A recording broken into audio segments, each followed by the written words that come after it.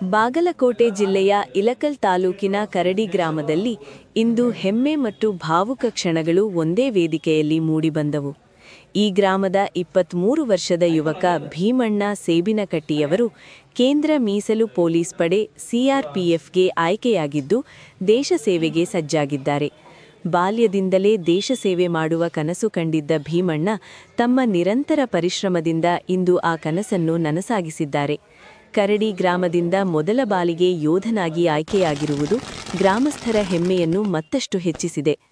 ಭೀಮಣ್ಣ ಅವರ ಸಾಧನೆಯನ್ನು ಕೊಂಡಾಡಲು ಗ್ರಾಮದಲ್ಲಿ ಅದ್ಧೂರಿ ಸನ್ಮಾನ ಕಾರ್ಯಕ್ರಮ ಹಮ್ಮಿಕೊಳ್ಳಲಾಯಿತು. ಗ್ರಾಮದ ಆರಾಧ್ಯ ದೈವ ಬಸವೇಶ್ವರನ ದೇವಾಲಯದಲ್ಲಿ ವಿಶೇಷ ಪೂಜೆ ನೆರವೇರಿಸಿ ಆಶೀರ್ವಾದ ಪಡೆದು ಗ್ರಾಮದ ಹಿರಿಯರು ಮತ್ತು ಮಹಿಳೆಯರು ಶಾಲು ಹೊದಿಸಿ ಸನ್ಮಾನಿಸಿದರು. ಸಮಾರಂಭದ ವೇಳೆ ಭಾವುಕ ದೃಶ್ಯಗಳು ಕೂಡ ಕಂಡುಬಂದವು. ಮಗ ದೇಶದ ಗಡಿ ಕಾಯಲು ಹೊರಟಿದ್ದಾನೆ ಎಂಬ ಹೆಮ್ಮೆ ಒಂದೆಡೆ ಇದ್ದರೆ, ಮಗನನ್ನು ಅಗಲುವ ನೋವು ಮತ್ತೊಂದೆಡೆ.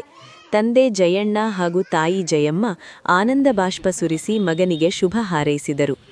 ದೇಶ ಸೇವೆ ಮಾಡುವುದು ನನ್ನ ಕನಸು, ಗ್ರಾಮಸ್ಥರ ಆಶೀರ್ವಾದದಿಂದ ಇದು ಸಾಧ್ಯವಾಗಿದೆ ಎಂದು ಭೀಮಣ್ಣ ತಿಳಿಸಿದ್ದಾರೆ. ಕರಡಿ ಗ್ರಾಮಕ್ಕೆ ಇದು ನಿಜಕ್ಕೂ ಹೆಮ್ಮೆಯ ಕ್ಷಣ. ಯುವಜನತೆಗೆ ಭೀಮಣ್ಣ ಅವರ ಸಾಧನೆ ಸ್ಫೂರ್ತಿದಾಯಕವಾಗಿದೆ.